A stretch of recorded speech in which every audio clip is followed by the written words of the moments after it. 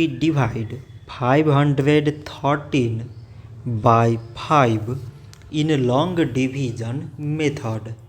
5 times 1 is 5. On subtracting we get 0. So now we put down this 1 and 5 times 0 mean 0. On subtracting we get 1. So again we put down this 3 and it is 13. 5 times 2 is 10.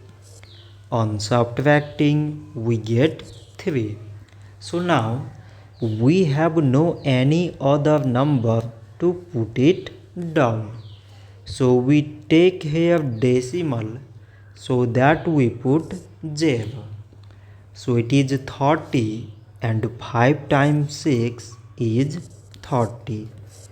On subtracting we get 0.